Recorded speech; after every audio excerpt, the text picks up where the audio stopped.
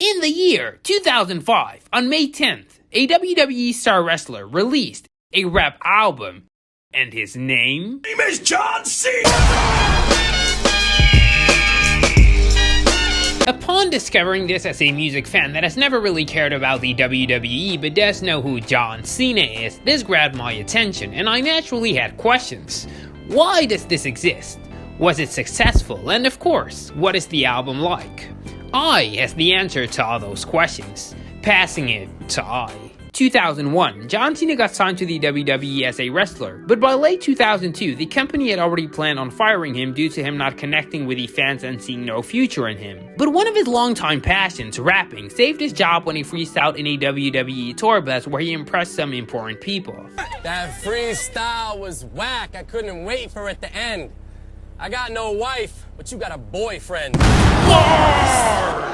They began to see potential in him, resulting in a rebrand and leading to the birth of his alter ego, Dr. of Thugonomics, which is this gangsta persona. Fast forward a couple of years and John Cena became a WWE champion in early 2005 after winning WrestleMania 21. That's when the WWE decided to invest into John Cena's rapping abilities. A rap album would go well with his alter ego. That's when John Cena got signed by Columbia Records alongside WWE's own label. John Cena collaborated with his rapper cousin, The Trademark, and eventually the album Can't See Me got released. Okay dude, get to the point. Not only do I think it's interesting that John Cena's career got saved by his passion for rapping, it also answers our question, why? For starters, John Cena loves rapping. And a rap album was not only a good product the WWE could benefit from, it would also be a great extension of his wrestling career and his alter ego, Dr. of Thugonomics. Now, was this product successful? Yes. It debuted at number 15 on the Billboard charts. And according to Wikipedia, it sold over 145,000 copies in its first week. It also featured that one John Cena entrance song, Imagine by John Lennon. The Time Is Now by John Cena. Now, with it being so successful, I wonder why I've never heard of it before. But that will be revealed as Moth will go over the third and most important question. How is it? Moth, back to you. Whoa! I want to start off by giving the album props for its production quality. I'd say it's mid-tier production. It's good, but it's nothing to gloat about. You're hopping like the cars with the shocks. We spitting heat on your block. We new to the game, but running the spot. Though a little aged, the drums and instruments sound clean, vocals sound good, and the production quality overall sounds consistent for the most part, which is essential for a pleasant listening experience. But then again, it better be with it being backed by a major record label, right? Another thing that's also essential for a pleasant listening experience is good music. We know it's rap. I like rap.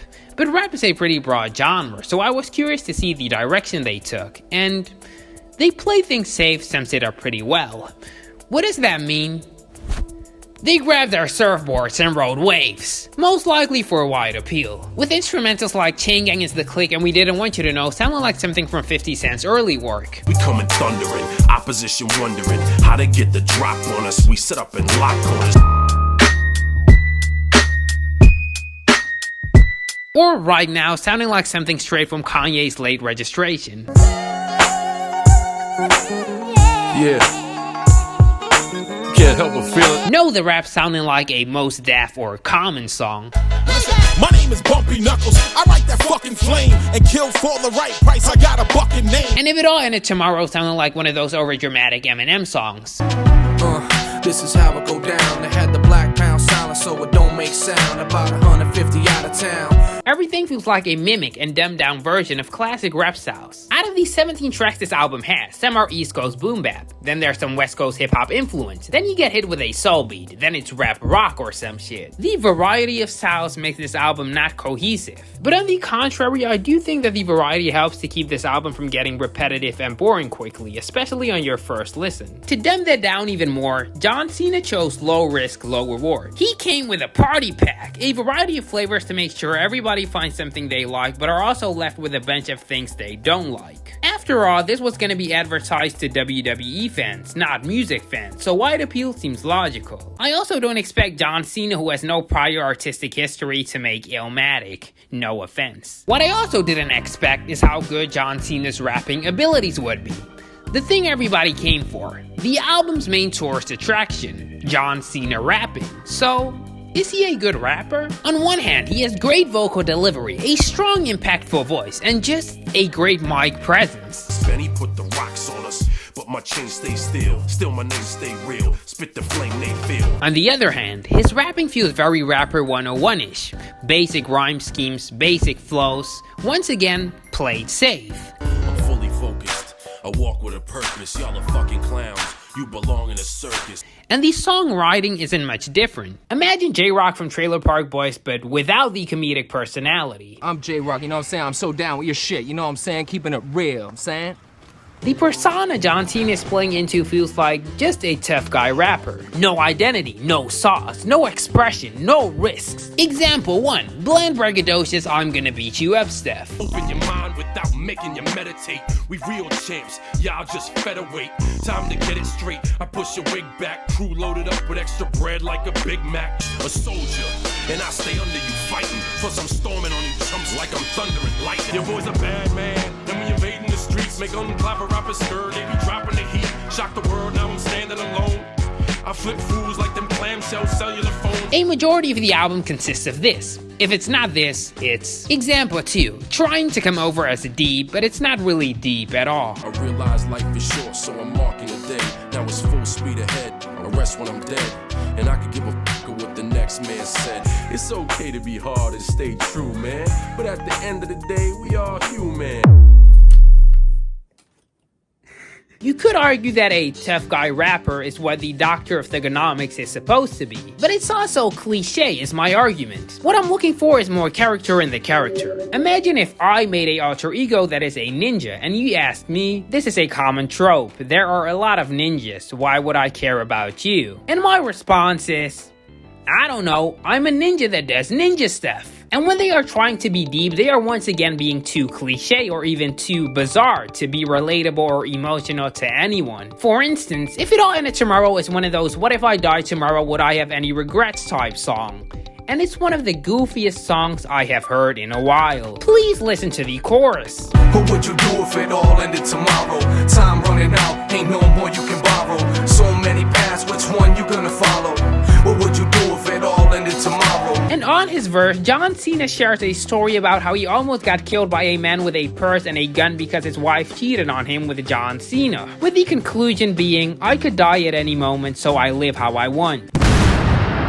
I like that there's some distance from wrestling in the music, but this is too far, we've sailed too far away. On a more positive note, I kind of like some of John Cena's punchlines and wordplay. I'll rapid fire some of them at you. This rook will take it queen and put your king in checkmate. We steal your top spot, and you not getting your number back. Chop down competition like I was a lumberjack. These sweet flows, the street knows whether we pimped out the street clothes. We the bomb like deep throws. Wrist ice when I'm cracking your mold. Cause revenge is a dish that is best served. If you don't know, my money stack fat, plus I can't turn the swell off. She call my Frank White cause it's notoriously big. Y'all got no flow, we be making hits. You like a proctologist, you feeling my... They may not be perfect, but it's a genuine attempt at something. It shows that John Cena is trying and gives him some soul. These types of punchlines are also one distinction between him and his collaborator, The Trademark, who I think despite coming over as a slightly better rapper than John Cena is even more boring. Because most of the critics I have about John Cena also apply to him, except for having some soul. He's basically like John Cena, but more robotic. Speaking of the collab aspect, this is a collab album, but both John Cena and The Trademark stick to a boring song structure of verse, chorus, verse, chorus. Isn't seeing two elements fuse and do out of the ordinary stuff the point of collabing? These feel more like features. It's unfortunate, because Just Another Day is one example where there's a dynamic between them. From the topic of the song being about the poor side of life and the rich side of life, to the back and forth they have. This is just another day in the life. 7 flight connectors. Past due bill collectors. This is just another day in the life. More money, more problems. I ain't got money to solve them. This is just another day in the life. Getting mobbed by fans. Man, nobody even knows who I am. They utilized what I call their cliche or basic components to form something pretty good. I like this song. To summarize John Cena's rapping skills, though so basic and old school that if rap was a video game, John Cena would be the default character, his rapping abilities are decent. But when it comes to the pen and paper, John Cena is really bland and cliche, so under the right conditions, he can be alright. Otherwise, it's most likely bad. But when speaking of bad things on this album, one thing defeats all. Don't say it. Don't speak that word. The chorus. Just like this segment will be, the choruses are very short and empty, with some of them literally just being 1 or 2 sentences repeated. Deals we shining, shining. Deals we signing, signing.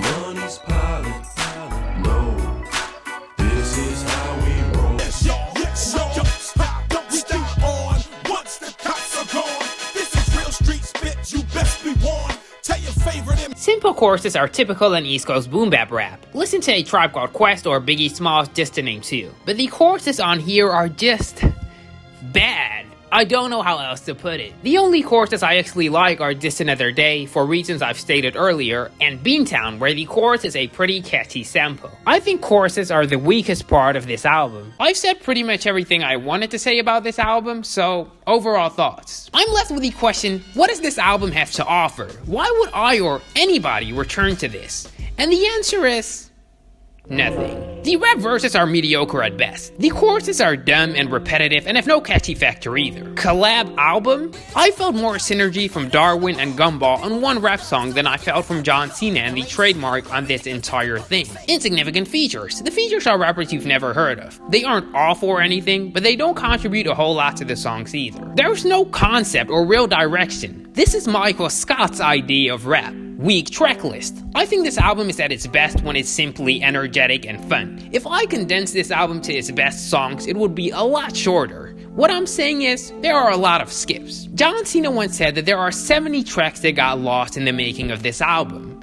And my response is, don't find them. I give this album a 2.5 out of 10. The reason why I never heard of this before and why I consider it a forgotten album is simply because it isn't good enough to be talking about after 20 plus years. I do encourage you to give this album a listen. If you're interested but don't think the full duration is worth your time, these are the highlights in my opinion.